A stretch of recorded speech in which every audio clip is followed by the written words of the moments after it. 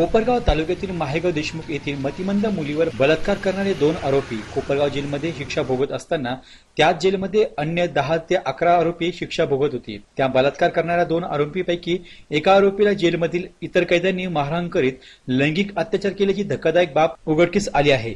कोपरगाव तालुक्यातील माहेगाव देशमुख येथील मतिमंद मुलीवर मतिमंदपणाचा फायदा घेत पिन्या उर्फ रमेश म्हसू जाधव राहणार माहेगाव देशमुख व गोट्या उर्फ किरण भागवत कदम राहणार कुंभारी या दोघांनी रमेश जाधव यांच्या शेतात तिच्याशी जबरदस्तीने आळीपाळीने बलात्कार केला। कोपरगाव पोलीस स्टेशनच्या तुरुंगातील 2 बराकीमध्ये दोघांना वेगवेगळे ठेवले। त्यापैकी एका आरोपीवर अन्य कैद्यांनी मारहाण करून लैंगिक अत्याचार केल्याची धक्कादायक बाब उघडकीस आलेली आहे। सदर अत्याचार झालेल्या आरोपीने शहर पोलीस स्टेशनला फिर्याद दिली असून त्या 10 आरोपींवर भादवी कलम 377, 504, 506, 34 प्रमाणे गुन्हा दाखल करण्यात आलेला आहे। D news Shailesh Shinde.